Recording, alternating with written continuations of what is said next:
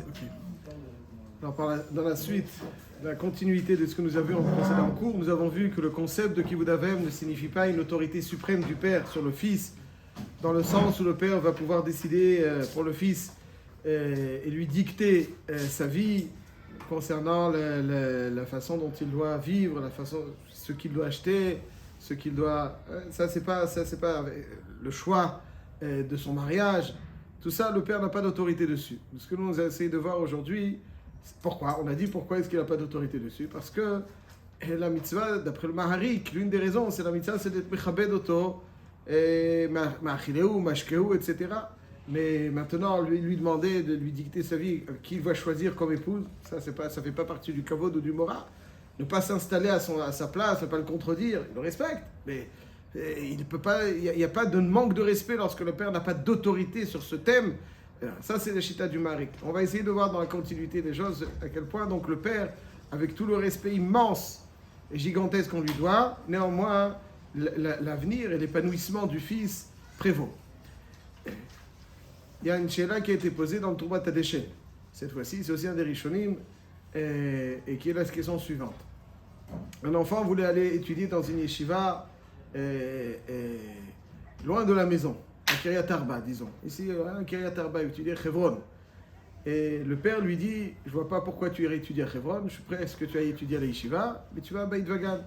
Pourquoi ? Parce que d'abord, si tu vas à Kiryat Arba, je serai soucieux, je vais très mal dormir. Et pas seulement je vais mal dormir, en plus tu ne vas pas pouvoir m'aider. Des fois j'ai besoin de ton aide, j'ai besoin que tu me fasses des courses, j'ai besoin que tu me fasses ça. J'exige que tu étudies. Il y a des bonnes yeshivot ici à Beit Vagan, il n'y a aucune raison que tu ailles à Hebron.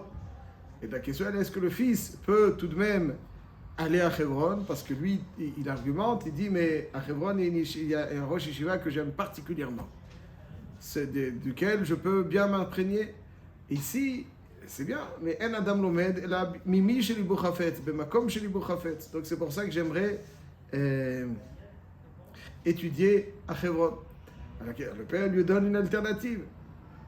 Alors, pour étayer un petit peu l'argument du père, imaginons que le père demande un café à son fils. Le fils, il est en train d'étudier. Non, c'est pas la question. On ne parle pas du père. Pourquoi il lui demande pendant qu'il étudie ? C'est pas le sujet.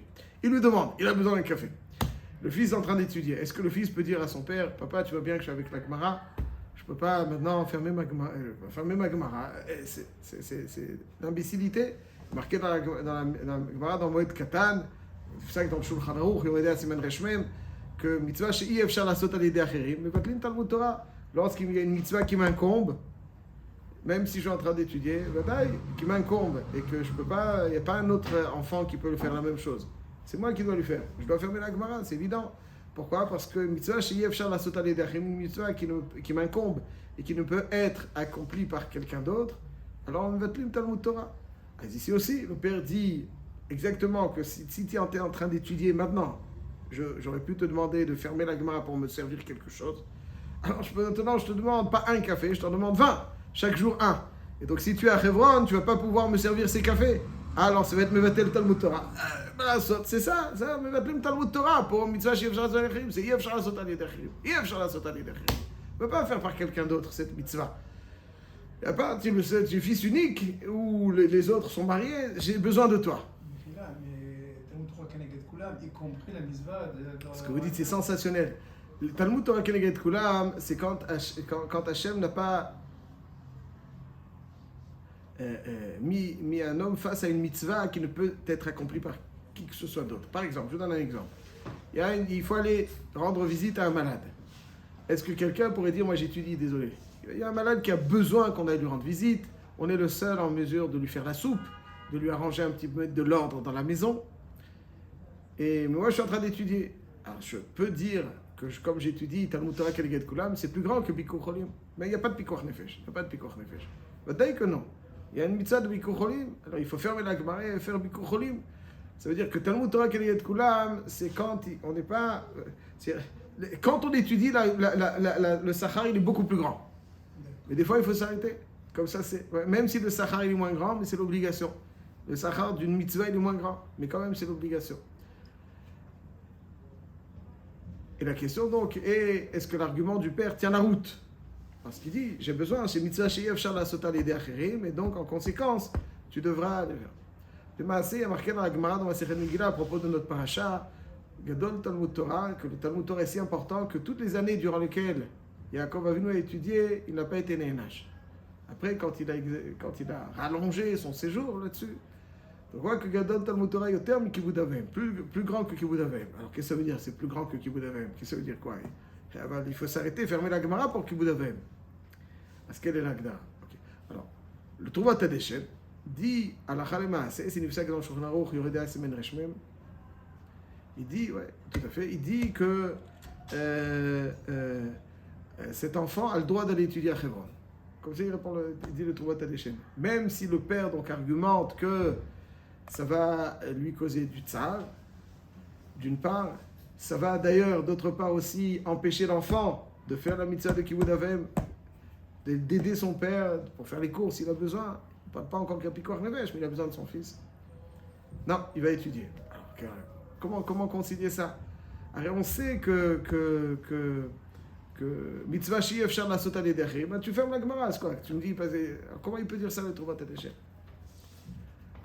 Pour répondre à cette question, on posera une autre question qui va mettre en relief un yesod du Baal Tanya, du Shulchan Aruch Harav.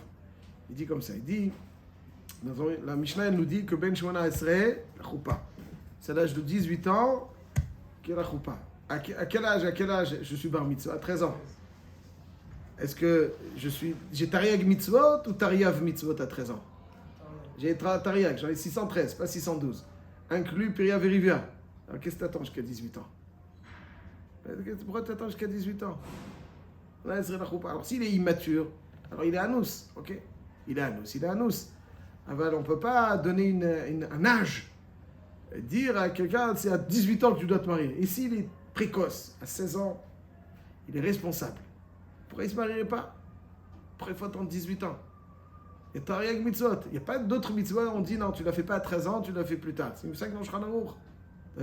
Simon Aleph, il y a une dîme qu'il faut attendre pour se marier. Qu'est-ce qu'il faut attendre? Tu n'as pas 613 mitzvot? Il dit le Shulchan Aruch Harav comme ça. Il dit qu'il y a deux. Quand il y a une mitzvah qui se présente à nous, en l'occurrence Piriav et Rivia, et que par ailleurs il y a aussi la mitzvah d'étudier, parce qu'il faut étudier, parce qu'il faut se construire, alors c'est pour ça que même s'il y a la mitzvah de Piriav et Rivia, alors on va choisir les Moudat Torah. J'explique.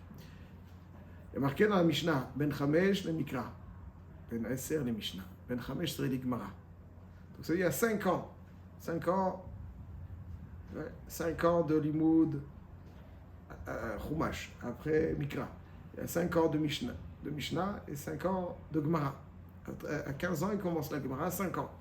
5 ans, toujours on fait 5 ans. Les Lévi'im, avant d'exercer au Beth Amikdash, de chanter, etc., combien de temps ils étudiaient? 5 ans. 5 ans, c'est toujours le laps de temps de l'apprentissage, pour bien intégrer quelque chose. Et nous dit le Baal Tanya que si quelqu'un se marie trop tôt, il ne va pas pouvoir intégrer correctement la Gemara. Il marie à 16 ans. Tu as 1 an que tu viens de commencer la Gemara. Bezrat Hashem, au bout de 1-2 ans, tu auras plein de bambins. Alors où sont les 5 ans? Où sont les 5 ans? Non. Ah, bien, il y a une mitzvah? Tu me dis d'étudier. Je connais, il y a une mitzvah? Oui. Si, en faisant la mitzvah, tu renonces à un niveau, à une métamorphose dans ton être, dans ton point d'attache à l'étude, alors l'étude, elle passe avant la mitzvah. Si il y a une étude, il y a une mitzvah, et tu accompliras la mitzvah, et après tu reviendras à l'étude. Donc c'est ponctuel. Par exemple, je suis en train d'étudier, mon père me dit amène-moi un café. Alors je vais lui amener, évidemment, avec tout le respect, j'amène les biscuits, j'amène les sucres et tout ce qu'il faut, mais je reviens après à mon étude. Alors c'était ponctuel. Donc mon lien avec l'étude ne va pas se sentir tellement changé. Mais lorsque toute mon étude, tout mon élan, toute ma dynamique, tout mon rattachement va s'en sentir déjà, alors la Torah elle passe avant. Le limoud de la Torah elle passe avant. C'est pour ça que même si j'ai un mitzvah de Piriav et Rivia, si tu fais la mitzvah de Piriav et Rivia, qu'est-ce qu'ils en sera avec ton limoud? Le point d'attache avec le limoud. Non, alors tu attends. Torah, après Piriav et Rivia.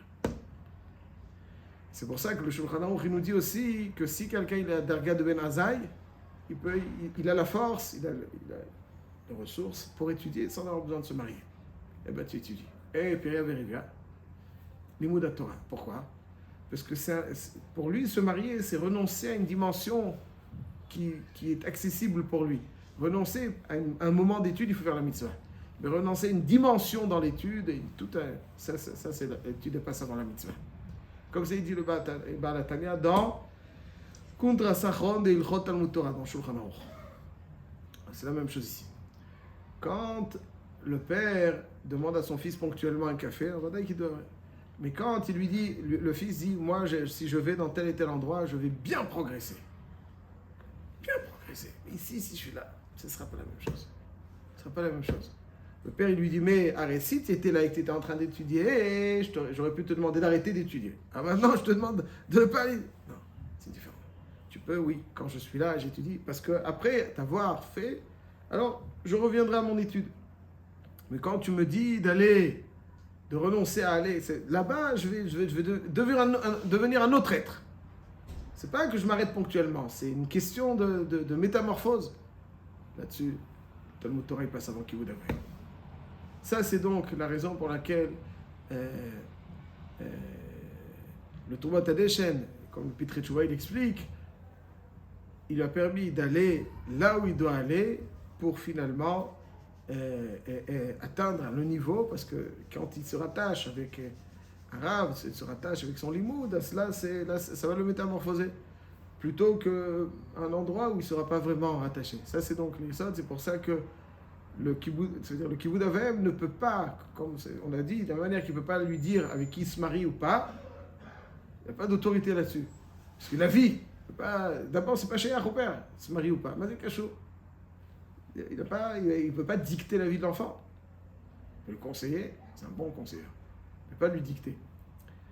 Là-dessus aussi, il peut pas, il n'a pas d'autorité sur lui à tel point de l'empêcher d'avoir cette métamorphose positive. Donc il doit le laisser voler de ses propres ailes, évidemment avec tout le respect qui lui est dû, accompagné du respect qui lui est dû, mais pas l'empêcher de voler de ses propres ailes pour lui. Tu ne peux pas exiger un kavod au détriment de ce vol de ses propres ailes. Il peut faire sa vie, il vole de ses propres ailes. En même temps, il va. Dans tous les domaines de la vie, ce que vous dites, par exemple, le fils, il peut avoir le même job, même salaire, un à Yerushalayim à côté de son père, l'autre à New York. C'est pas le Talmud Torah. Non, c'est pas le Talmud Torah. Et pourtant marié, c'est pas Talmud Torah. Ah, oui. Non, ça veut dire que le marié, il se marie avec cette femme et il pourra continuer à être Mechabed de son père. C'est pas une stira. Il pourra continuer à être Mechabed de son père. En Talmud Torah, il faut voir. Est-ce que si le père il a besoin de lui, ça il faut déjà voir. Mais là, dans le mariage, par exemple, il continuera à être Mechabed de son père. Le Talmud Torah, il tradèche que même s'il ne viendra pas être Mechabed. Il va se transformer. Mais comme il va se transformer, cette transformation de Torah prévaut au mitzvot, même si il y a la sota les derrière. Mais si le père pense que là où il va prendre qui attend pas, ça va pas être bon pour lui. C'est possible. Mais le père ne peut pas décider de ça. Il ne peut pas décider de ça. Ça veut dire qu'il ne peut pas décider. Il peut conseiller. Et soit dit en passant, c'est le fils qui fait son choix. En passant, soit dit en passant, le père en général, il a raison. Il a raison. Mais d'un point de vue, mais ça c'est la technique. Mais d'un point de vue halachique, si le fils a ses convictions, il ne peut pas décider pour lui. Hazak ou Baruch. Hazak, Baruch.